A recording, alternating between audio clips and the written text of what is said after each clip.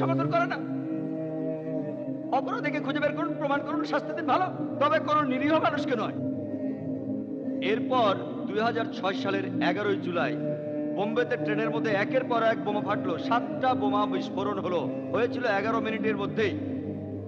আর এখানে 200 জনেরও বেশি নিরীহ মানুষ মারা যায়, আহত হয় 800 জনেরও বেশি। এখানে পুলিশের কর্তৃপক্ষ তারা বলল এই ঘটনাও গুজরাটের সেই রায়টে হাজার হাজার মুসলমান হত্যার বদলা নিতে করা হয়েছে। কর্তৃপক্ষ তখন বলল এই ঘটনায় দায়ী হলো এলইটি, লস্করে তয়বা। যদি একের পর এক ঘটনাগুলো দেখেন, এটা কি বন্ধ করা যেত? সহজেই। এর জন্য দায়ীকে 1 নম্বরে সেই পলিটিশিয়ানরা যাদের প্ল্যানে গুজরাটে সবরমতী এক্সপ্রেস ট্রেনের বগিটা পোড়ানো হয়েছিল, এর জন্য তারা দায়ী। 2 নম্বরে কেন্দ্রে যে লোকগুলো রয়েছে কেন্দ্রীয় সরকারে, তারা এটা থামাতে পারতো, কিন্তু তারা একই দলের, সেজন্য কিছুই করেনি। 3 নম্বরে গুজরাটের সাধারণ জনগণ, তাদেরকে উস্কানো হয়েছিল মুসলমানদের বিরুদ্ধে, তারা ফাঁদে পড়েছিল আর তারা এর জন্য সমানভাবে দায়ী। 4 নম্বরে গুজরাটের পুলিশ বাহিনী, তারা সহজে থামাতে পারতো কিন্তু থামায়নি, তারাও এই জন্য দায়ী। আর আমরা রেকর্ড থেকে জানতে পারি বেশিরভাগ জায়গায় হত্যাকাণ্ডগুলো হয়েছিল পুলিশের তত্ত্বাবধানেই, তদন্ত কমিশন রিপোর্টে আছে, এজন্য তারাও দায়ী। 5 নম্বরে গুজরাটের বিচার বিভাগ, তারা কোনো ব্যবস্থা নেয়নি। 6 নম্বর, যে লোকগুলো অন্যায়ভাবে প্রতিশোধ নিয়েছে, তারা যে বোমাগুলো ফাটিয়েছে, ইসলাম এটা সমর্থন করে না, তারাও সমানভাবে দায়ী। এই 6 প্রকার লোকজনই দায়ী। তবে আমরা যদি প্রথমটা ঠেকাতে পারতাম, প্রথম দিকের অন্যায়গুলো, তাহলে এই সন্ত্রাসী আক্রমণটা হতো না। আর আমরা জানি যে গত 1 মাসে অনেক মুসলমানকেই হয়রানি করা হয়েছে, আর এটা করেছে পুলিশ। এখানে পুলিশ বলছে এই ঘটনাটা মুসলমানরাই ঘটিয়েছে, এর পেছনে রয়েছে এলইটি, লস্করে তৈয়বা। আমি বলি যদি এই কথাটা প্রমাণ করতে পারেন তাহলে তাদের ধরে শাস্তি দেন, সমস্যা নেই, কিন্তু আপনারা এভাবে নিরীহ মুসলমানদের হয়রানি করতে পারেন না। শখানেক মানুষ জড়ো করা, শখানেক মুসলিমকে দিনের পর দিন আটক করে রাখা হয়েছে। জাস্টিস সুরেশও বলেছেন কয়েকশো মানুষকে আটক করে রাখা হয়েছে আর তাদের আপনজনের এই ব্যাপারে কিছু জানে না। চিন্তা করেন, আর সেই হাজার হাজার আত্মীয় স্বজন, তাদেরকে হয়রানি করা হয়েছে। আমরা জানি যে এ পর্যন্ত 22 থেকে 25 জনকে অফিসিয়ালি অ্যারেস্ট করা হয়েছে। এদের মধ্যে একজনও নিশ্চিতভাবে, এদের একজনও অ্যারেস্ট হওয়া লোকদের মধ্যে একজনও সরাসরিভাবে এই বোমা বিস্ফোরণে জড়িত নয়। এদের সবাই অন্য কোনো ঘটনায় পরোক্ষভাবে জড়িত। যদি আপনি আসল অপরাধীকে ধরতে চান, যদি প্রমাণ থাকে, কোনো সমস্যা নেই, কিন্তু এমন ঢালাওভাবে মুসলমানদের অ্যারেস্ট করা, আপনারা কি বোঝাতে যাচ্ছেন? আমরা জানি যে 300 জনেরও বেশি নিরীহ মুসলমানকে মালওয়ানিতে জড়ো করা হয়েছিল। 300 জনেরও বেশি। কি জন্য? জিজ্ঞাসাবাদের জন্য। বুদ্ধিমান যে কোনো লোকই বলতে পারবে যে জিজ্ঞাসাবাদ করার জন্য কমপক্ষে 3-4 জন পুলিশ লাগে। যদি ঠিকমতো জিজ্ঞাসাবাদ করতে চান, একজন পুলিশ ভয় দেখাবে, একজন নরম ভাবে বলবে, একজন নোট করবে, একজন সবকিছু দেখবে। কমপক্ষে 3 জন, 4 জন না হলেও 3 জন লাগবে ঠিকমতো জেরা করার জন্য। 1 থেকে 2 ঘন্টা সময় লাগবে। বিশেষজ্ঞরা বলবেন 4-5 ঘন্টা লাগতে পারে, তাই বললাম 1 থেকে 2 ঘন্টা। কতজনকে তারা জেরা করতে পারবে? মালওয়ানি পুলিশ স্টেশনে কতজন পুলিশ থাকতে পারে? কতজন থাকতে পারে? একদিনে কতগুলো জেরা করবে? 10টা, 20টা, 30টা, 40টা, কতগুলো? কতজন পুলিশ আছে সেখানে? বেশি হলে 100 জন, খুব বেশি যদি হয়। তারা 300-এরও বেশি লোককে জড়ো করলো, সারাদিন তাদের দাঁড় করিয়ে রেখে তাদের ঠিকানা, টেলিফোন নাম্বার নিয়ে ছেড়ে দিল। আপনারা কি বোঝাতে যাচ্ছেন? এটা আমার অনুরোধ যে পুলিশের উচিত হবে মুসলমানদের বিশ্বাস করা।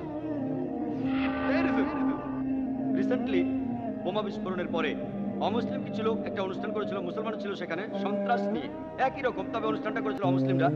একই টপিকটা একটু আলাদা, তবে বিষয়টা ছিল একই। অমুসলিমরা করেছিল আর তারা আমন্ত্রণ করেছিল 2 জন প্রাক্তন সিনিয়র পুলিশ অফিসারকে বোম্বে থেকে। প্রাক্তন একজন মঞ্চে আসলেন আর দোষ দিলেন পাকিস্তানের মাদ্রাসাগুলোকে সন্ত্রাসী আক্রমণগুলোর জন্য। দ্বিতীয় জন এসে দোষ দিলেন ইন্ডিয়ার মাদ্রাসাগুলোকে।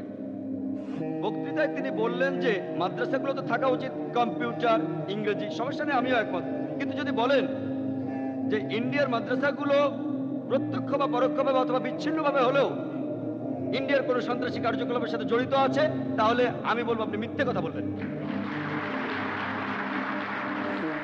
দুর্ভাগ্যজনকভাবে সেই পুলিশ অফিসার, শ্রোতাদের মধ্যে একজন সিনিয়র অ্যাডভোকেট ছিলেন, অনুষ্ঠান শেষে অফিসারকে বললেন যে আপনি কি আমাকে একটা প্রমাণও দেখাতে পারবেন, মাত্র একটা প্রমাণ, যে ইন্ডিয়ার কোনো একটা মাদ্রাসা ইন্ডিয়াতে কোনো রকম সন্ত্রাসী কার্যকলাপের সাথে কোনোভাবে জড়িত আছে? তিনি বললেন আমি জানি না। চিন্তা করেন, একজন সিনিয়র পুলিশ অফিসার না জেনে কেমন একটা মন্তব্য করে ফেললেন। আপনারা কি বলতে চাচ্ছেন? হিন্দুরা তো এতে করে মাদ্রাসার বিপক্ষে যাবে। এরকম দায়িত্বজ্ঞানহীন মন্তব্য যদি সিনিয়র পুলিশ অফিসাররা করেন, দেখেন আমি কিন্তু কেয়ারফুল অফিসারের নাম বলছি না। কেন? কারণ আমি একজন দায়িত্বশীল নাগরিক। আপনারা কি বলতে চাচ্ছেন? আমি এমন কোনো মাদ্রাসার কথা জানি না ইন্ডিয়াতে। এই মাদ্রাসাগুলো বিদ্যাপীঠ, ঠিক আছে, না হয় শিক্ষা পদ্ধতি মানেন না, ইংরেজি প্রয়োজন, নতুন শিক্ষা পদ্ধতির প্রয়োজন। মাদ্রাসা লোকদের সাথে আমিও কথা বলেছি, সেগুলোর উন্নতি প্রয়োজন, উচ্চ শিক্ষা প্রয়োজন, ভালো ইংরেজি কম্পিউটারের আমি একমত। কিন্তু যদি বলেন যে মাদ্রাসাগুলো সন্ত্রাসী কাজে জড়িত প্রত্যক্ষ বা পরোক্ষভাবে বা বিচ্ছিন্নভাবে, তাহলে বলবো মিথ্যা বললেন। আসলে হচ্ছেটা কি, আপনারা কি বোঝাতে যাচ্ছেন? আমরা জানি যে কয়েকশো মুসলমানকে আটক করা হয়েছে। যখন আটক করা হয়, পুলিশ যায়, তারপর বাসায় তল্লাশি করে। সেখানে তারা কিছু বই পেল জিহাদের উপর, প্রমাণ যে সে সন্ত্রাসী আক্রমণে জড়িত। বোম্বে মিডিয়ায় প্রচারিত হয়েছিল যে একই বই মোহাম্মদী রোডের বুক স্টলগুলোতে কয়েক বছর ধরে পাওয়া যাচ্ছে। এটা যদি অপরাধ, তাহলে বুক স্টলগুলো বন্ধ করে দেওয়া হচ্ছে না কেন? একই বই, জিহাদ। আমি এখানে বলতে চাই, আপনারা কি জানেন যে কোরআনেও জিহাদের কথা বলা হয়েছে? আর প্রায় সব মুসলিম বাড়িতেই কোরআন শরীফ আছে। তাহলে কি বলবেন আপনারা বোম্বের সব মুসলমানকে অ্যারেস্ট করবেন? আপনারা কি বলতে চাচ্ছেন? আমি বিভিন্ন ধর্মের একজন ছাত্র হিসেবে আপনাদের বলতে চাই যে যদি আপনারা মহাভারত পড়েন, মহাভারতে কোরআনের চেয়ে অনেক বেশি খুনোখুনির কথা বলা হয়েছে। যদি আপনি তুলনা করেন মহাভারতে যে পরিমাণ রক্তপাতের কথা আছে, সে তুলনায় কোরআনের রক্তপাত অনেক কম। ভগবদ গীতা আসলে হলো কৃষ্ণের উপদেশ, অর্জুনের প্রতি কৃষ্ণের উপদেশ। অর্জুন বলছে কিভাবে আমি জ্ঞাতিবাদের সাথে যুদ্ধ করব। এটা আপনারা পাবেন ভগবদ গীতার প্রথম অধ্যায় 43 থেকে 46 অনুচ্ছেদে। অর্জুন যুদ্ধক্ষেত্রে অস্ত্র ফেলে দিয়ে বলল, আমি আমার ভাইদের না মেরে নিরস্ত্র অবস্থায় এখানে মারা যাব। তখনই ভগবদ গীতার 2য় অধ্যায়ের 2য় অনুচ্ছেদে শ্রীকৃষ্ণ তাকে বলল, অর্জুন তুমি এতটা পুরুষত্বহীন হলে কিভাবে? তারপরে আরো কথা আছে, এখানে সময় কম, আমার ভিডিও টেপে আছে। কৃষ্ণ বলল যে ক্ষত্রিয়ের কর্তব্য হলো যুদ্ধ করা। যদি পেছনের কারণগুলো দেখি, আমি বিভিন্ন ধর্মের ছাত্র হিসেবে বলছি, আমি সবগুলো যুদ্ধের সাথে একমত যেগুলো ভগবদ গীতা আর মহাভারতে আছে, কারণ আমি ঘটনা জানি। এই যুদ্ধটা ছিল ন্যায়ের সাথে অন্যায়ের যুদ্ধ, যুদ্ধটা ছিল সত্যের সাথে মিথ্যার যুদ্ধ। তারপর ভগবদ গীতা আর মহাভারত বলছে যদি তোমাকে যুদ্ধ করতে হয় মিথ্যার বিরুদ্ধে, অন্যায়ের বিরুদ্ধে, সে যদি তোমার ভাইও হয় কোনো সমস্যা নেই, হোক আপনজন, যুদ্ধ করো। আমরা একমত। একই কথা কোরআনও বলছে। এখানে আমি একটা কথা বলবো যে পুলিশের উচিত হবে ইন্ডিয়ার বিভিন্ন ধর্মের রীতিনীতিগুলো জানা। আর আমি যখনই সুযোগ পাই, গত বেশ কয়েক বছরে আমি অনেক অমুসলিম পুলিশ অফিসারের সাথে কথা বলেছি। সিনিয়র পুলিশ অফিসার বোম্বে, বেঙ্গালুরে, ইন্ডিয়ার আরো অনেক শহরে। আমাকে কয়েক বছর আগে হায়দ্রাবাদে ন্যাশনাল পুলিশ একাডেমিতে আমন্ত্রণ জানানো হয়েছিল। সেখানে উপস্থিত ছিলেন 100-এরও বেশি আইপিএস অফিসার, উচ্চপদস্থ পুলিশের commissioner, DIG, IG, DG, national একাডেমির ডাইরেক্টর জেনারেলও সেখানে ছিলেন। আর আমার কথা শুনে তারা ধাক্কা খেলেন। আমার বেশিরভাগ কথা শুনেই তারা ধাক্কা খেলেন। বিভিন্ন ধর্মের রীতিনীতি সম্পর্কে সবারই কিছু জানা উচিত। চিন্তা করেন, আমি যদি এখন মহাভারত আর গীতার শ্লোকগুলি পেছনের কারণ ছাড়া বলি, তাহলে এখানে একটা রায়ট বেঁধে যাবে। অন্য ধর্মগুলোকে আমাদের বুঝতে হবে। আর আল্লাহ তাআলার দয়ায় আলহামদুলিল্লাহ অন্য দেশের মিলিটারি আর পুলিশের সাথেও আমার কথা হয়েছে। ইংল্যান্ডে, আমেরিকায়, বাহরাইনে, সৌদি আরবে, আরব আমিরাতে, আলহামদুলিল্লাহ আমারও কথা বলতে ভালো লাগে, বিশেষ করে অমুসলিম পুলিশের সাথে। তাদের সাথে পরিচয় করাতে পারি ইসলামে। দুর্ভাগ্যক্রমে ইসলামকে তারা জেনে শুধুমাত্র আন্তর্জাতিক মিডিয়ার মাধ্যমেই। আমি পরে মিডিয়ার ব্যাপারে বলছি। তাই আমি বলবো আমাদের একে অন্যকে বুঝতে হবে। আমাকে এর আগে অনেক অ্যাডভোকেটই বলেছেন, আর আজকে জাস্টিস সুরেশও বললেন যে শয়ে মুসলমানদের অ্যারেস্ট করা হয়েছে, আটক রাখা হয়েছে, তাদের উপর মানসিক নির্যাতন হয়েছে, তাদের উপর হয়েছে শারীরিক নির্যাতন। অ্যাডভোকেটরা আমাকে বললেন যে তাদের মক্কেল জাস্টিস সুরেশও বললেন যে তাদের উপর নির্যাতন হয়েছে, তাদেরকে এমন কাগজে সই করতে হয়েছে যে কথা তারা মানে না, এমনকি সাদা কাগজও। যদি আপনারা জানেন যে কারা অপরাধী, কয়েকজনকে আলাদা করুন, তাদের ধরুন, যদি প্রমাণ হয় তারা এটা করেছে শাস্তি দিন। আমরা এটার বিপক্ষে না। তবে যদি হাজার হাজার নিরীহ মুসলিমকে অ্যারেস্ট করেন, আপনারা কি বোঝাতে যাচ্ছেন? চিন্তা করুন, 10 জন সন্ত্রাসীকে ধরার জন্য আপনি 1000 নিরীহ মুসলিমকে যদি অ্যারেস্ট করে হয়রানি করেন, আপনারা ওই 10 জন সন্ত্রাসীকে ধরতে পারেন বা না পারেন, এটা নিশ্চিত যে আপনারা অনেক সন্ত্রাসী বানালেন। ইন্ডিয়ার অনেক অমুসলিম সিনিয়র পুলিশ অফিসার, তাদের সাথে আমার প্রায় কথাবার্তা হয়। আর বোম্বের একজন পুলিশ অফিসার একদিন বললেন, জাকির ভাই, ডাক্তার জাকির নায়েক, আমি খুব খুশি হব যদি আপনি লেকচার দেন হিন্দি আর উর্দুতে, আপনার লেকচার সবাই বুঝতে পারবে ইন্ডিয়াতে। তখন বলিনি, এই কয়েক বছর আগে আমি বলা শুরু করেছি। ইন্ডিয়ার বিভিন্ন জায়গায় অনেক অমুসলিম আর সিনিয়র পুলিশ অফিসার তারা আমাকে বলেছে, আর তারাও জানে আল্লাহর অসীম দয়ায় আমার লেকচার শোনার জন্য হাজার হাজার লাখে লাখে মানুষ আসে। আর আমি যখন কাশ্মীরে গেছিলাম, আর যেহেতু আমি ছিলাম অফিসিয়াল গেস্ট, তাই অনেক মন্ত্রী মিনিস্টারের সাথে আমার দেখা করতে হয়েছে। তবে সে সময় কাশ্মীরের গভর্নর ছিলেন সাক্সেনা, তিনি দেখা করতে চাইলেন। আমার হাতে একদম সময় নেই, অমুসলিম, সময় বের করতেই হবে। দুপুরে দাওয়াত ছিল, সময় পেলাম না, তাই সকালে গেলাম। কাশ্মীরের গভর্নর সাক্সেনা, তিনি আগে ছিলেন আর্মিতে। ওনার র্যাঙ্কটা আমার খেয়াল নেই, সম্ভবত কর্নেল মেজর বা অন্য কোনো উঁচু র্যাঙ্ক। আমরা দুজনে কাশ্মীরের অনেক বিষয় নিয়ে কথা বললাম। কয়েক বছর পর তিনি মহারাষ্ট্রের রাজধানী বোম্বেতে আসলেন। এবারও দেখা করতে চাইলেন, আমাকে রাজভবনে ডেকে পাঠালেন, গভর্নরের বাসভবন। আমিও দেখা করতে গেলাম। তিনি বললেন, ডাক্তার জাকির নায়েক, কাশ্মীরে আপনার লেকচারের যে প্রভাব আর আপনাকে মানুষ যেভাবে মেনে চলে, আমরা চাই আপনি আবার আসেন।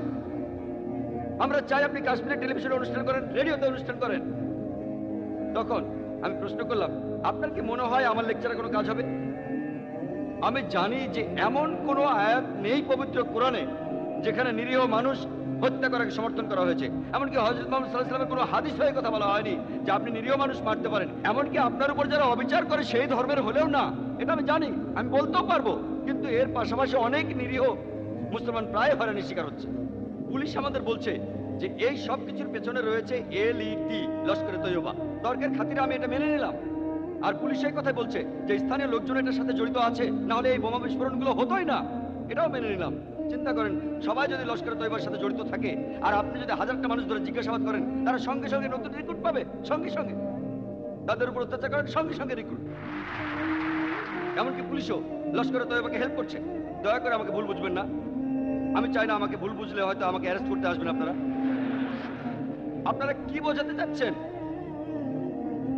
চিন্তা করুন, ধরুন আমি মেনে নিলাম যে আপনার অনুমানটাই ঠিক, লস্কর তয়বার সাথে জড়িত আর স্থানীয় লোকজনও আছে, কিন্তু আপনাদের উচিত মুসলমানদের বিশ্বাস করা। কিন্তু এভাবে হাজার হাজার মুসলিমকে এক জায়গায় জড়ো করা, আমরা জানি, আমরা বুঝি যে অপরাধীদের ধরাটা খুবই কঠিন। বিশেষ করে এই বিস্ফোরণটা ঘটানো হয়েছে নিখুঁতভাবে, একেবারে নির্ভুলভাবে। এর পেছনে দক্ষ লোক ছিল। পুলিশের ভাষ্য অনুযায়ী আমরা জানি এটা খুবই কঠিন, আপনাদের অবস্থা বুঝতে পারি, কিন্তু তার অর্থ এই না জিজ্ঞাসাবাদ করার জন্য আপনারা কিছু নিরীহ মানুষকে ধরেন, মেনে নিলাম। কিন্তু হাজার হাজার, আপনারা এখানে কি বোঝাচ্ছেন? আপনার কি মনে হয় আমার লেকচারে কাজ হবে? খুব বেশি হলে আমার কথাগুলো শুনবে 2-3%, 5%, তার বেশি না। আমাদেরকে এই সমস্যার সমাধান করতে হবে। এখানে মূল কারণটা কি? আর পুলিশের উচিত হবে মানুষের বিশ্বাস অর্জন করা। যদি এই বিশ্বাসটা না থাকে, তাহলে তারা কিভাবে সন্ত্রাস ঠেকাবে? যদি আপনি শ্রদ্ধা পেতে চান, অন্যকে শ্রদ্ধা করুন। তাহলে তারা কিভাবে সন্ত্রাস ঠেকাবে? যদি আপনি শ্রদ্ধা পেতে চান, অন্যকে শ্রদ্ধা করুন। তবে অনেক ভালো পুলিশ অফিসাররা আছেন, আমার অনেক বন্ধু অ্যাডভোকেট আর লয়ার, তারা আমাকে বলেছেন যে ভালো পুলিশ অফিসার আছে যারা মানুষ বিপদে পড়লে সাহায্য করেছে। কিছু কিছু পুলিশ অফিসার আসলেই খুব ভালো, মানুষ বিপদে পড়লে সাহায্য করেছে, কিন্তু সাধারণভাবে ও আপনার দাঁড়িয়ে আছে, দাঁড়িয়ে রেখেছেন কেন? আপনি প্যান্ট পরেছেন গোড়ালির উপরে, এভাবে করেছেন কেন? মাথায় টুপি আছে, যেন এরকম কোনো একটা নিয়ম আছে যে সন্ত্রাসীদের দাড়ি থাকতে হবে আর তারা প্যান্ট পরবে গোড়ালির উপরে, মাথায় টুপি। তাহলে তো আমি 1 নম্বর সন্ত্রাসী। এই যে প্যান্ট পরে গোড়ালির উপরে, আমার মাথায় টুপি, মুখে দাড়ি। আপনারা কি বোঝাতে যাচ্ছেন? আপনাদের আসলে জানতে হবে, ইসলাম ধর্মটাকে আপনাদের বুঝতে হবে। এজন্যই ঐতিহাসিক উইলিয়াম ডারলিংপল আমেরিকান সরকারকে বলেছিলেন, আপনারা ইসলাম সম্পর্কে জানেন না। জর্জ বুশ ইসলাম সম্পর্কে কিছু জানে না। এই খবরটা গতকালের মিড ডে পত্রিকায় এসেছে। জর্জ বুশ জানেন না। যদি ব্যাপারটা সম্পর্কে না জানেন, তাহলে সমস্যার সমাধান করবেন কিভাবে? আমি চাই না পুলিশের কেউ ভুল বুঝুক আমাকে। আমি মুসলমানদের বলি যে নিরীহ মানুষকে মারা অন্যায়। অনেক মুসলমানই আমার সাথে একমত নয়। কোরআন এটা নিন্দা করে, আমাদের নবীজিও নিন্দা করেন। নিরীহ মানুষ হত্যা করার কোনো যুক্তি আপনি পাবেন না। আমি সত্যি কথাই বলবো, আর একই সাথে আমি সত্যি কথা বলবো পুলিশকে উদ্দেশ্য করে। আশা করি তারা এই অবস্থাটা বুঝবে। আর জুলিও রোবেরের কথা অনুযায়ী, ওনার লেখাটা হিন্দুস্তান টাইমসে ছাপা হয়েছিল, সম্ভবত 9 সেপ্টেম্বরের কাগজে। তিনি বলেছেন যে যত বেশি নিরপরাধ লোককে অ্যারেস্ট করা হচ্ছে, সফল হওয়ার সম্ভাবনা ঠিক ততটাই কমে যাচ্ছে। যত বেশি নিরীহ লোককে অ্যারেস্ট করবেন, আসল অপরাধীদের ধরতে পারার সম্ভাবনা ততটাই কমে যায়। 2006 সালের 2রা সেপ্টেম্বর বোম্বের পুলিশ কমিশনার AN রায় একটা ভালো কাজ করেছিলেন। তিনি প্রায় 100 খানেক মুসলিম নেতাদের একটা চিঠি দিয়েছিলেন। তিনি বলেছিলেন যে তদন্ত নিরপেক্ষভাবে হচ্ছে, মুসলিমদের হয়রানি করা হচ্ছে না। আমিও ওনার একটা চিঠি পেয়েছি। তিনি আরো বলেছেন যদি আমাদের কিছু জানার থাকে, প্রশ্ন থাকে, তাহলে যেন তার সাথে কথা বলি, আলোচনা করি। এটা আসলে ভালো পদক্ষেপ। চিঠিটা কয়েকদিন আগে এসেছে। সম্ভবত 1 সপ্তাহ আগে। আমি আশা করি এটা যেন শুধুমাত্র লোক দেখানো না হয়, নিরীহ মুসলমানদের যেন আসলেই হয়রানির শিকার হতে না হয়। আপনারা যদি সত্যি বিশ্বাস অর্জন করতে চান তাহলে চেষ্টা করুন যেন মুসলমানদের বিশ্বাসটা অর্জন করা যায়। আর একমাত্র তখনই আপনারা আসলে অপরাধীদের ধরতে পারবেন। আর যদি অপরাধীদের ধরতে পারেন, তারা যেই হোক, অবশ্যই তাদের শাস্তি হওয়া উচিত। আমরা জানি যে কর্তৃপক্ষ তারা আমাদের বলে যে কেন বেশিরভাগ মুসলমানদের ধরা হচ্ছে।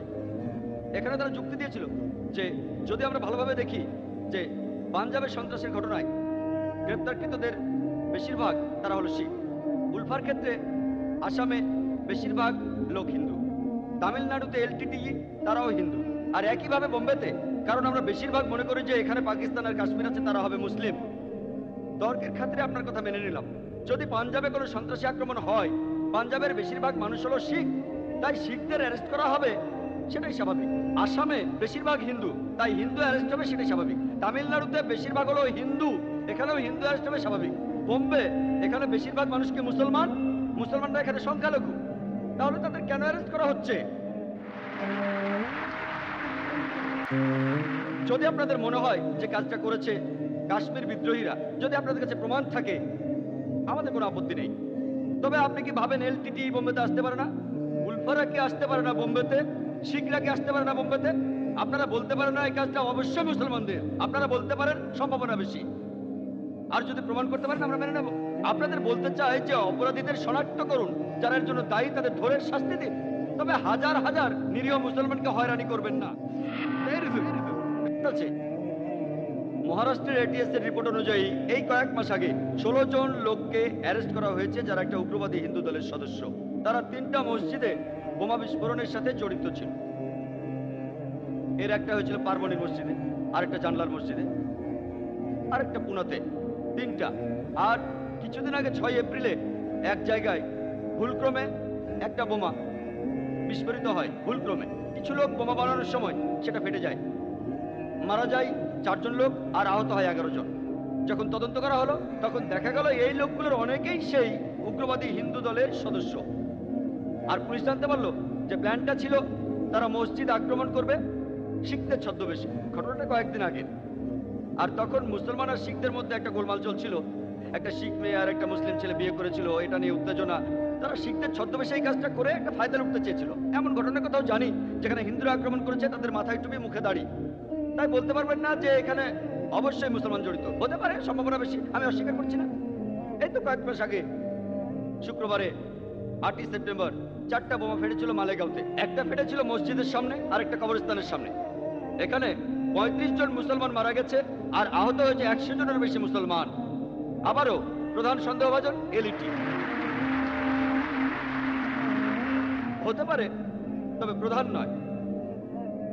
চিন্তা করুন, এটা আসলে একটা খেলা, এটা হলো একটা নামের খেলা। যদি আপনি আমেরিকায় যান, সেখানে আছে আল কায়েদা আর এখানে হলো এলইটি। আমি একটা খবর দেখেছিলাম ডিএনএ পত্রিকায় 6 সেপ্টেম্বরে। ভদ্রলোকের নাম হলো জোসেফ। তিনি বলেছেন যে পররাষ্ট্র বিশেষজ্ঞরা বলেন যে খুব বেশি কাদা ছোড়াছুড়ি করলে সমস্যার সমাধান হয় না, আসল অপরাধীও কখনো ধরা পড়ে না। আপনারা ঠিকভাবে তদন্ত করুন, যদি তাদের ধরতে পারেন তাহলে তাদের শাস্তি দিন। তারা যেই হোক না কেন, তারা হোক মুসলিম বা অমুসলিম, তারা হোক কাশ্মীরি বিদ্রোহী অথবা পাকিস্তানি, হোক উলফা অথবা এলটিটি, যদি প্রমাণ হয় তারা জড়িত ছিল, অবশ্যই শাস্তি হওয়া উচিত।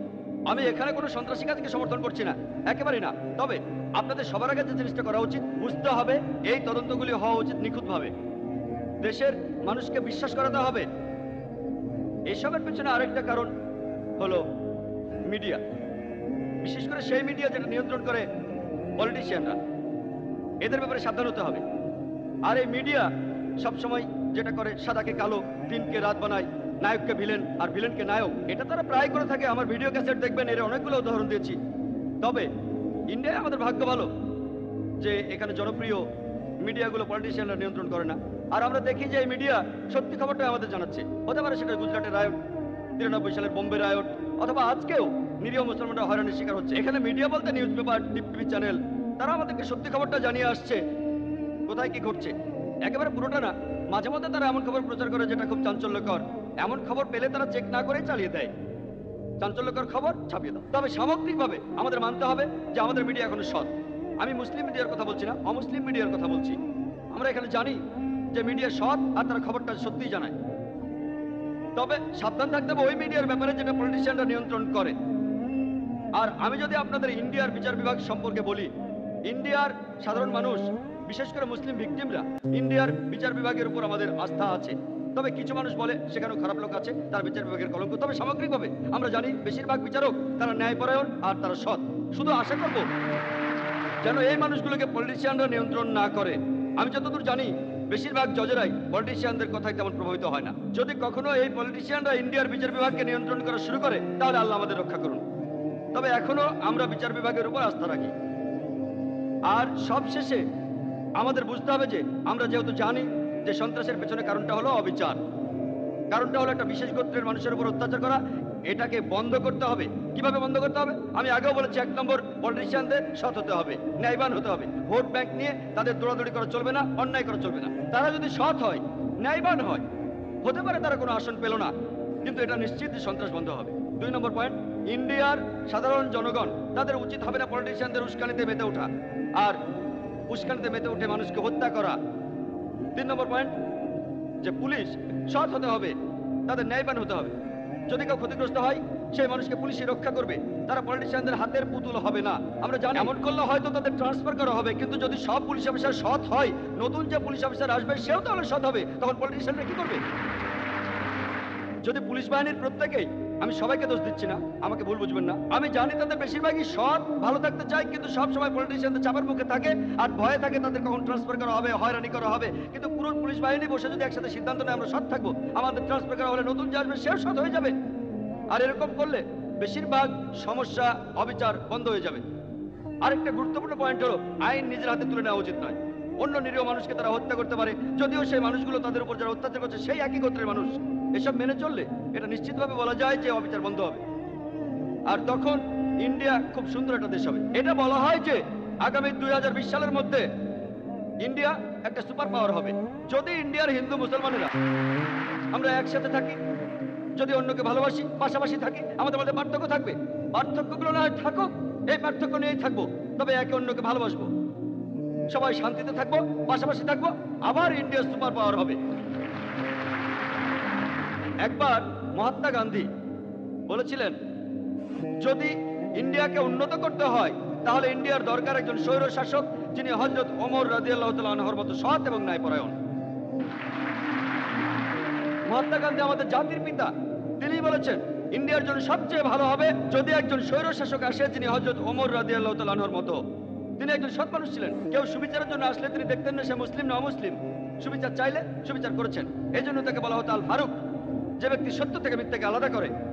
আমার লেকচারের শুরুতে পবিত্র কোরআনের সূরা ইসরার 81 নম্বর আয়াতটি আমি বলেছিলাম যে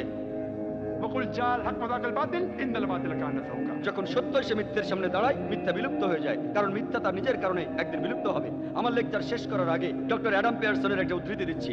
যারা ভয় পায় যে একদিন পারমাণবিক বোমা আরববাসীদের হাতে চলে যাবে, তারা এটা বুঝতে পারে না যে ইসলামিক বোমা অনেক আগেই পৃথিবীতে পড়েছে। এটা পড়েছে সেই দিন যেদিন মহানবী সাল্লাল্লাহু আলাইহি সাল্লাম জন্মগ্রহণ করেন। আখিরু দাওয়ানা আলহামদুলিল্লাহি রাব্বিল আলামিন।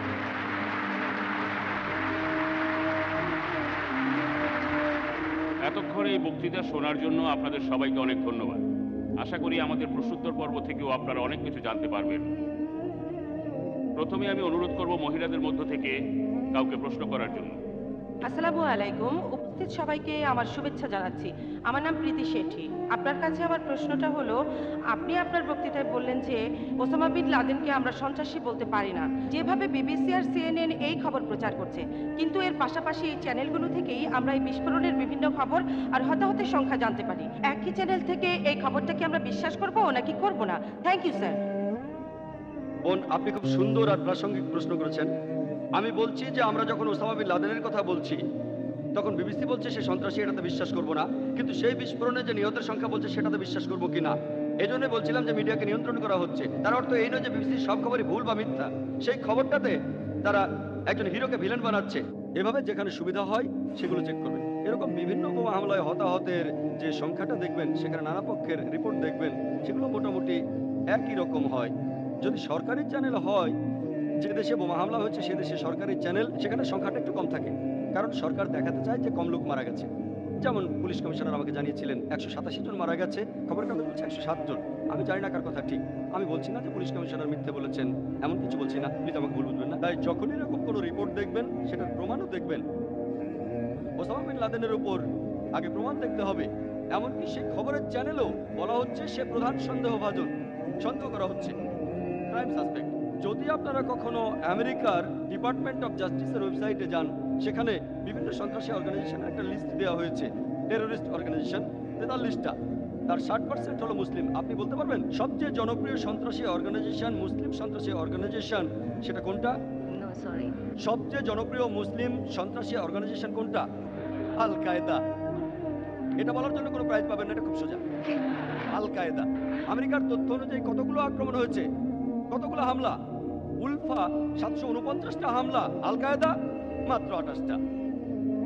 এর মধ্যে 26টা হলো অভিযোগ, 2টো হামলা দায় আল কায়দা স্বীকার করেছে। আমেরিকার ডিপার্টমেন্ট অফ জাস্টিসের ওয়েবসাইট অনুযায়ী 2টো আল কায়দা স্বীকার করেছে, বাকিগুলো সব অভিযোগ, একটা প্রমাণিত হয়নি। ইউএসএ ডিপার্টমেন্ট অফ জাস্টিসের ওয়েবসাইট অনুযায়ী আল কায়দার একটা আক্রমণও প্রমাণিত হয়নি। আমি আল কায়দার পক্ষে কথা বলছি না। ইয়োহান রেডলি যখন আফগানিস্তানে যান তাকে তালেবানরা জিম্মি করে রেখেছিল, পরে ফিরে আসলে তাকে সাংবাদিকরা প্রশ্ন করলো আল কায়দা সম্পর্কে আপনার অভিমত কি? তিনি বললেন আল কায়দার অস্তিত্ব নিয়ে আমার সন্দেহ আছে। তাই বোন, যখনই এ ধরনের কোনো খবর দেখবেন আর আপনি যদি মিডিয়ার লোক হয়ে থাকেন, মিডিয়ার সাথে যুক্ত হয়ে থাকেন, তাহলে বুঝতে পারবেন যে এই খবরটার বেশিরভাগই হয়তো ঠিক আছে। চেক করে দেখবেন, বেশিরভাগ জায়গায় দেখবেন সন্দেহভাজন, প্রধান সন্দেহভাজন, প্রাইম সাসপেক্ট। এমনকি সিএনএন, বিবিসিতেও যদিও তারা বলে প্রধান সন্দেহভাজন, তারপরে এমনভাবে বলে যেন তারাই আসলে অপরাধী। আপনি কি শুধু সন্দেহের কারণে হাজার হাজার আফগানিকে মেরে ফেলবেন? এখানে তো কোনো প্রমাণই নেই। তাই বোন, যখন কোনো একটা খবর শুনবো তখন আমাদের দেখতে হবে কে বা কারা সেটা নিয়ন্ত্রণ করছে, এর পেছনের উদ্দেশ্যটা কি, আগে থেকে চেক করবেন কোন খবরটা দেখছেন আর কোনটার উদ্ধৃতি দিচ্ছেন। আশা করি উত্তরটা পেয়েছেন। এবার অমুসলিম ভাই। এই প্রশ্নটা আসলে করেছে আমার একজন অমুসলিম বন্ধু। ঠিক আছে, আপনি প্রশ্ন করেন। আসসালামু আলাইকুম স্যার, আমার নাম সায়েক, আমি ম্যানেজমেন্টের ছাত্র। আমার প্রশ্নটা হলো, আপনি কি মনে করেন যে মুসলমানরা নিরাপত্তাহীনতায় ভোগে? আর আমরা কি একথা বলতে পারি যে সন্ত্রাস এ কারণেই হচ্ছে? ধন্যবাদ স্যার। ভাই, আপনি প্রশ্ন করেছেন মুসলমানরা কি নিরাপত্তাহীনতায় ভোগে আর এই জন্য সন্ত্রাসী আক্রমণগুলো হয় কিনা। আমি আমার লেকচারে আগেও বলেছি যে সন্ত্রাসের পেছনে মূল কারণটা হলো অবিচার, নিরাপত্তাহীনতা নয়। নিরাপত্তার অভাবে একটা অংশ হতে পারে, তবে আসল কারণটা হলো অবিচার। অবিচার আর কোনো বিশেষ গোত্রের মানুষের উপর অন্যায় করা। আপনি যদি গতকালের সানডে মিডের খবরটা পড়ে থাকেন, 9/11 উপলক্ষে লেখা, একজন খুবই বিখ্যাত লোক যার নাম উইলিয়াম, তিনি সেখানে একটা উপদেশ দিয়েছেন যে মূল কারণ হলো অবিচার আর কোনো গোত্রের উপর অন্যায় করা। আর তিনি বোম্বের কর্তৃপক্ষের সাথে একমত যে এটা হতে পারে কাশ্মীর বিদ্রোহীরাই বোম্বেতে বিস্ফোরণটা ঘটিয়েছে, কিন্তু তিনি বলেছেন এর কারণটা কি। তার মত অনুযায়ী কাশ্মীরিরা যুদ্ধ চায় না, তারা শান্তিপ্রিয় মানুষ, তাহলে কেন তারা যুদ্ধ করতে বাধ্য হচ্ছে? উত্তরটাও তিনি দিয়েছেন যে এর কারণ কাশ্মীরে গণতন্ত্রের নামে চলছে প্রহসন। তিনি বলেছেন, আমি না, এটা আমার মন্তব্য না, এ ব্যাপারে তিনি বিশেষজ্ঞ আর পৃথিবীর মানুষকে তিনি উপদেশ দিয়ে থাকেন। তিনি বলেছেন এখানে গণতন্ত্র একটা প্রহসন, এটার অপব্যবহার করা হচ্ছে আর সেজন্য তারা যুদ্ধ করছে। ঠিক প্যালেস্টাইনেও তারা যুদ্ধ করছে কারণ তাদের অধিকার কেড়ে নেওয়া হচ্ছে। তাই সন্ত্রাসের কারণ হচ্ছে কোনো গোত্রের মানুষের উপর অবিচার করা অথবা কোনো অন্যায় করা। তাই অধিকার ফিরে পাওয়ার জন্য তারা তাদের যুদ্ধ চালাচ্ছে, প্রতিশোধ নিচ্ছে। আর এটাকে সন্ত্রাস বলছে তারা যারা তাদের বিপক্ষে আছে, যারা তাদের পক্ষে তাদের জন্য এটা ভালো। উদাহরণস্বরূপ ভগৎ সিং, তিনি দেশের স্বাধীনতার জন্য লড়েছিলেন, ব্রিটিশ সরকার তাকে বলল টেররিস্ট, আমরা বলি মুক্তিযোদ্ধা। আর তাই এভাবে কারণ খুঁজে দেখবেন, তারপর আপনি বলবেন সন্ত্রাসী কিনা। তাই বললাম সন্ত্রাস শব্দটার অনেকগুলো অর্থ আছে, অনেকগুলো সংজ্ঞা আছে। এটা বদলায় ভৌগোলিক অবস্থানের কারণে, ইতিহাসের কারণে বদলায়। তাই ব্রিটিশ সরকার যে লোককে বলছে সন্ত্রাসী, আমরা ইন্ডিয়ানরা তাকে বলছি মুক্তিযোদ্ধা। আর এভাবেই আমাদের বুঝতে হবে আসল কারণটা হলো কোনো গোত্রের উপর অত্যাচার করা। হ্যাঁ ভাই, আমার নাম হলো শাম সুনার। আমি মারাঠি মহানগর পেপারে কাজ করি, চাকরি করি। আজ আপনার লেকচার শুনে আমি প্রশংসার ভাষা হারিয়ে ফেলেছি, কিন্তু আমার এটা মনে হয় যে ভারতে হিন্দু আর মুসলমানদের এক হওয়ার জন্য কিছু না কিছু একটা করা দরকার। আমার সেটাই মনে হয়, আর তাই করছি গত 10-12 বছর ধরে। কিন্তু আমি আপনার মুখ থেকে শুনতে চাই যে ভারতে বস্তিতে যারা থাকে তারা গ্রাম থেকে এসেছে, বোম্বেতে এসেছে রুটি রুজির জন্য। এই বস্তিগুলোতে যে হিন্দু আর মুসলমান আছে তারা একে অন্যকে অপছন্দ করতে পারে আর অপছন্দ করেও। এখন এই অপছন্দগুলোকে দূর করার জন্য আপনার কি মতামত? ইন্ডিয়াতে হিন্দু আর মুসলমান ধর্মের লোক কিভাবে একসঙ্গে পাশাপাশি থাকতে পারবে? ভাই, আপনি খুব সুন্দর একটা প্রশ্ন করেছেন। এই ব্যাপারটাতে আমার মতামত কি, যে আমরা কিভাবে হিন্দু আর মুসলমানদের একতা আনতে পারবো, কিভাবে তাদের একত্রিত করতে পারবো। এর উত্তরে আমি বলবো, আমার একটা ভিডিও লেকচার আছে হিন্দু ধর্ম আর ইসলামের সাদৃশ্যগুলো নিয়ে। আমি বোম্বে লেকচার দিয়েছি, চেন্নাইতেও লেকচার দিয়েছি, ইন্ডিয়ায় অনেক জায়গায় লেকচার দিয়েছি। আর সেসব জায়গায় আমি দেখেছি যে হাজার হাজার মানুষ সেখানে এসেছে। বোম্বেতে এসেছিল 20,000 লোক, চেন্নাইতেও তাই, আর অন্যান্য জায়গাতেও একই অবস্থা ছিল। অনেক অমুসলিম সেখানে উপস্থিত ছিলেন।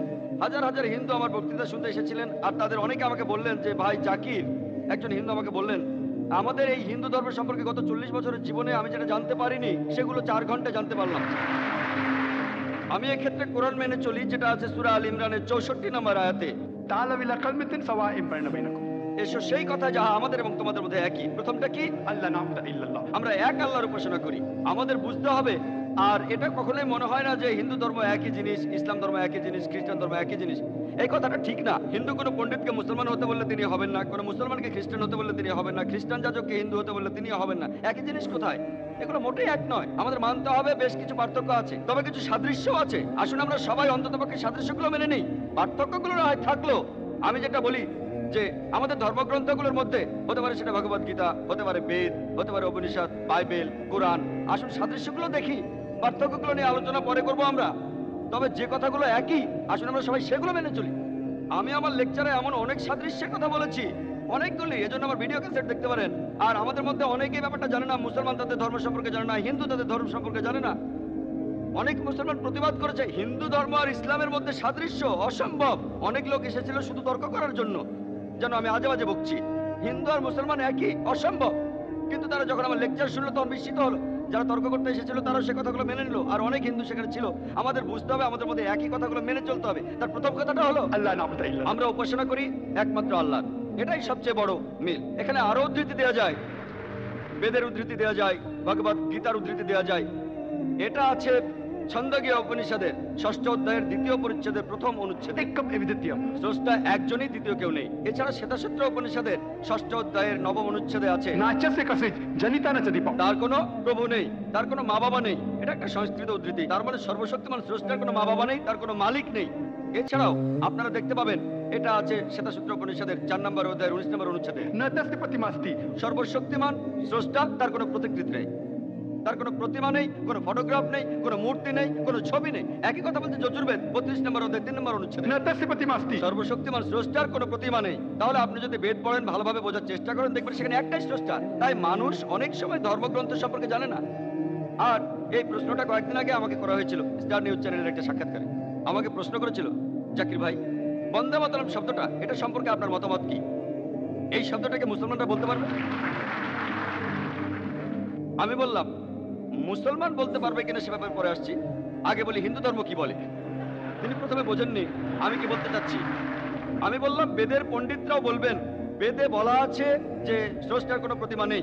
তাই আপনি যখন বলছেন বন্দে মাতরম, অর্থাৎ এই দেশ আপনার মা, তাকে স্রষ্টা বলছেন। এখানে পণ্ডিত লোক, আমি সাধারণ মানুষের কথা বলছি না যারা ধর্মগ্রন্থ সম্পর্কে বেশি কিছু জানেন না। তবে পণ্ডিত কাউকে জিজ্ঞাসা করেন, তিনি বলবেন বন্দে মাতরম আর বেদের কথা পরস্পর বিরোধী। কারণ বন্দে মাতরম কম করে হলো 3 জায়গায় বলছে, আমি তোমার সামনে নতজন হই, আমি তোমাকে পুজো করি। আপনারা দেখবেন আর্য সমাজ আর এছাড়া অনেক বিখ্যাত পণ্ডিত, তাদের মতে বেদের কথা অনুযায়ী মূর্তি পূজা করা নিষিদ্ধ। আপনারা দেখবেন ভগবদ গীতার 7ম অধ্যায়ের 20 অনুচ্ছেদে আছে মূর্তি পূজা করা সম্পূর্ণ নিষেধ। তাই হিন্দু ধর্মগ্রন্থগুলো দেখলে বুঝতে পারবেন, দুর্ভাগ্যক্রমে হিন্দুরা এখন প্যান্থাইজমে বিশ্বাস করে। তবে বেদ কিন্তু বলছে একজন স্রষ্টার কথা। এছাড়াও বন্দে মাতরম, আমি তোমার সামনে নতজন হয়ে পুজো করছি, একটু আগে যে উপনিষদ থেকে উদ্ধৃতি দিলাম তার বিরুদ্ধে যায়। ইসলাম ধর্ম অনুযায়ী 12টা লাইনে আমাদের আপত্তি আছে। 3 বার বলা হয়েছে বন্দে মাতরম, যার অর্থ তোমার সামনে নতজন হই। 3 বার বলা হয়েছে এই দেশ আমার মা। 3 বার বলা হয়েছে আমি তোমার পায়ে চুমু দেব। 3 বার বলা হয়েছে এই দেশ স্বর্গীয়, দেশের হাসির কথা, স্বর্গীয় হাসির কথা। দেশকে বলা হচ্ছে লক্ষ্মী, বলা হচ্ছে দুর্গা। এই সব কিছু আপত্তিকর। আমরা মুসলিমরা এদেশকে ভালোবাসি, কিন্তু সর্বশক্তিমান আল্লাহ ছাড়া কারো কাছেই মাথা নত করবো না। এমনকি আমাদের মা, যে মা আমাদের 9 মাস গর্ভে ধারণ করেছেন, আমরা মাকে ভালোবাসি, শ্রদ্ধা করি, কিন্তু মায়ের সামনে নতজন হই না। আমাদের নিজেদের মা, যে ব্যক্তিকে আমরা আল্লাহ সুবহানাহু ওয়া তাআলার পরে সবচেয়ে বেশি শ্রদ্ধা করি, ভালোবাসি, তিনি হলেন মুহাম্মদ সাল্লাল্লাহু আলাইহি সাল্লাম। এমনকি আমরা সেই প্রিয় নবীজির সামনেও নতজন হই না। বন্দে মাতরম এই গানটা গাওয়ার কি আসলে কোনো প্রয়োজন আছে? এটা পলিটিক্যাল গেম। পলিটিশিয়ানরা এটা করেছে ভোট ব্যাংকের জন্য। তারা এমনকি তারিখটা নিয়েও খেলা করেছে। আপনারা জানেন বঙ্কিমচন্দ্র চট্টোপাধ্যায় গানটা লিখেছেন 1876 সালে, আর এটা ছাপা হয় 1882 সালে। তাহলে 125 বছর আর 7 সেপ্টেম্বর কোথেকে আসে? এই ভুলটা করেছে পলিটিশিয়ানরা, পলিটিক্যাল খেলা। এছাড়াও সৌদি আরবের যে মুসলমান আছে সে তার দেশ সৌদি আরবের কাছে নতজানু হয় না। যে মুসলমান পাকিস্তানে থাকে সে পাকিস্তানের কাছে নতজানু হয় না, এটা শিরক। তাই যদি বলেন ইন্ডিয়ার মুসলমানরা দেশপ্রেমিক না, এটা আমাদের ধর্ম। আমাদের সৃষ্টিকর্তা আল্লাহ তাআলা এই দেশকে অনেক উন্নতি দিয়েছেন। আমরাও দেশকে ভালোবাসি। যখন প্রয়োজন হবে সত্যের জন্য আমরা জীবন দিতে রাজি আছি, কিন্তু আমরা আল্লাহ ছাড়া কারো সামনে নতজানু হব না। এবার চিরকুটে শেষ প্রশ্ন। মিস্টার ক্রিস্টোফার লোবো নামে এক অমুসলিম ভাই প্রশ্ন করেছেন, কিভাবে প্রমাণ করবেন যে 9/11 ভেতরের কেউ ঘটিয়েছিল?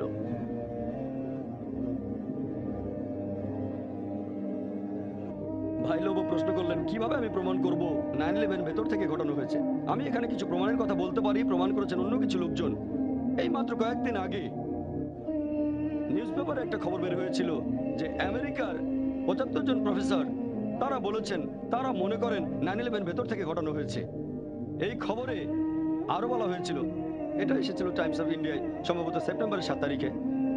বলা হয়েছে 75 জন প্রফেসর এবং বিজ্ঞানী যারা আমেরিকার বিভিন্ন ইউনিভার্সিটিতে শিক্ষকতা করেন তারা মনে করেন 9/11 ভেতর থেকে ঘটানো হয়েছে। তারা বলেছেন যে হোয়াইট হাউসের কিছু পলিটিশিয়ান তারাই প্ল্যান করে এই টুইন টাওয়ারটা ধ্বংস করেছে। তারা আরো বলেছেন এখানে প্রধান কারণ হলো যাতে করে তারা তেল সমৃদ্ধ দেশগুলোকে আক্রমণ করে সেখানকার তেল নিয়ন্ত্রণ করতে পারে।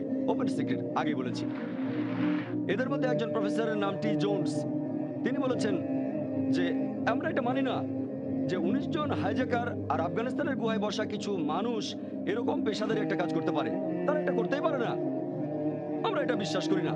ঈশ্বরের কসম, আমরা পেছনের সত্যটা বের করব আর সেটা প্রকাশ করব। আমরা সরকারের দিয়ে থিওরিতে বিশ্বাস করি না। তারা সরকারের থিওরিতে বিশ্বাস করে না। আর তিনি এরপর আরো বলেছেন যে প্রফেসর এবং বিজ্ঞানী হিসেবে আমরা জানি টুইন টাওয়ারে যে স্টিল বিমগুলো ব্যবহার করা হয়েছিল সেগুলো প্লেনের জ্বালানির উত্তাপে কখনোই এভাবে গলে যেতে পারে না। সেখানে অবশ্যই নিচে থেকে বোমা ফাটানো হয়েছে, সেজন্য এভাবে ধসে পড়েছে বিল্ডিং, না হলে ধসে পড়তো না। এটার উপরে অনেক ভিডিও আর অনেক বই লেখা হয়েছে। আমি এর মধ্যে বেশ কয়েকটা ভিডিও দেখেছি। আমি প্রফেসর স্টিভ জোনসের বানানো ডকুমেন্টারি ফিল্মটাও দেখেছি। গতকালের পেপারে আমি আরেকটা খবর দেখলাম যে 3 দিন পরেই প্রফেসর স্টিভ জোনসকে বেতন সহ ছুটি দেওয়া হলো। চিন্তা করেন, পেড লিভ। অনেক ভিডিও আছে, আপনারা হয়তো দেখেছেন। এরকম আরো ভিডিও হলো লুজ চেঞ্জ 9/11। এই ফিল্মটা বানিয়েছেন 21 বছর বয়সী একজন আমেরিকান। এ নামে তিনি পরপর অনেকগুলো ডকুমেন্টারি বানিয়েছেন। এই 9/11 ডকুমেন্টারি বিভিন্ন জায়গা থেকে ভিডিও ক্লিপ সংগ্রহ করে CNN, ফক্স চ্যানেল, বিভিন্ন নিউজ ক্লিপ, তিনি বেশ কিছু ইন্টারভিউ নিয়েছেন। তারপর এই ডকুমেন্টারিটা বানিয়েছেন। সেখানে তিনি বলেছেন যারা ওই প্লেন দেখেছিল তারা বলেছিল প্লেনটা প্যাসেঞ্জার ক্যারিয়ারের মতো ছিল না, অনেকটা মিলিটারি প্লেনের মতো, কোনো জানালা ছিল না। তারপর ভিডিওতে দেখা যায় প্লেনটা যখন বিল্ডিং এর কাছে আসলো তখন একটা ডানায় আগুন ধরে যায়, সেটা সেই প্লেনের আগেই টুইন টাওয়ারকে আঘাত করে। এরপর তিনি আরো প্রমাণ দেখিয়েছেন। তিনি বলেছেন যে তিনি সেই কনস্ট্রাকশন কোম্পানির ম্যানেজমেন্টের ইন্টারভিউ নিয়েছেন যারা এই টুইন টাওয়ার বানিয়েছে। তারা বলেছে এটা অসম্ভব। টুইন টাওয়ার যেভাবে বানানো, ঝড়ে কিছু হবে না, টর্নেডোতেও কিছু হবে না, প্লেনের ধাক্কায় বিল্ডিংটা কখনোই এভাবে ভেঙে পড়বে না। প্লেনের ফুয়েল 1000 ডিগ্রি তাপমাত্রায় জ্বলেছে, বিল্ডিংটাতে কয়েক ঘন্টা ধরে 2000 ডিগ্রি তাপমাত্রা থাকলেও এরকম হওয়ার কথা না। 10 দিন পরে তারা এই মতটা বদলে বললো না, এরকম হতেও পারে, প্লেনের জ্বালানির কারণে বিমগুলো ক্ষতি হতে পারে। আরেকজন প্রফেসর তার মতামতটা বদলাতে চাননি, তার চাকরিটা তখন চলে গিয়েছিল। এছাড়াও তারা কি করেছে সেই ডকুমেন্টারিতে দেখানো হয়েছে। টুইন টাওয়ার যখন ভেঙে পড়লো সেটা কিভাবে ভাঙলো, কনস্ট্রাকশন কোম্পানি যেভাবে কোনো বিল্ডিং ভাঙে। তিনি পরিসংখ্যান দিয়েছেন যে নিউ ইয়র্কের অনেক বড় বড় বিল্ডিং, 40 তলা বা 60 তলা বিল্ডিং, সেখানে ঘন্টার পর ঘন্টা আগুন জ্বলেছে, কিন্তু সেই বিল্ডিংগুলো ভাঙেনি। আমেরিকার ইতিহাসে টুইন টাওয়ারই প্রথম বিল্ডিং যেটা এইভাবে ভেঙে পড়েছে। তিনি আরো দেখিয়েছেন যখন কোনো বিল্ডিং ভেঙে ফেলা হয় তখন সেগুলো যেভাবে ভেঙে পড়ে টুইন টাওয়ারও সেভাবে ভেঙে পড়েছে। প্ল্যান করে বোমা ফাটানো হয়েছে। আর যারা উদ্ধার কাজে ব্যস্ত ছিল যেমন ফায়ারম্যান, তাদের ইন্টারভিউ নেওয়া হলে তারা বলেছিল মনে হচ্ছিল উপর থেকে বোমার সুইচে চাপ দেওয়া হচ্ছিল আর বোমাগুলো ফাটছিল বুম বুম বুম। তাহলে টুইন টাওয়ার যেভাবে ভেঙে পড়েছে সেটা একটা প্রমাণ। এরপর তারা বলেছে সরকারের দেওয়া সবগুলো প্রমাণ তারা ভালো করে দেখেছে। বলা হয়েছে 19 জন হাইজ্যাকার ছিল, তাদের মধ্যে কয়েকজন প্লেন চালানোর প্রশিক্ষণ নিয়েছিল, ইউনিভার্সিটিতে গিয়ে কয়েকজন প্রফেসরের ইন্টারভিউ নিয়েছেন। আপনারা কি মনে করেন এই লোকগুলো কাজটা করেছে? অসম্ভব। প্লেনটা যেভাবে দিক পরিবর্তন করেছে, আমিও সিনিয়র কিছু পাইলটদের সঙ্গে কথা বলেছি যারা অনেক বছর ধরে বড় বড় বোয়িং আর এয়ারবাস চালাচ্ছেন। তারা বলেছেন এভাবে টার্ন করা খুবই কঠিন কাজ, মাত্র কয়েক ঘন্টা প্লেন চালালে এটা করা সম্ভব না। তারা বলেছেন এটা অবশ্যই একটা মিলিটারি প্লেন।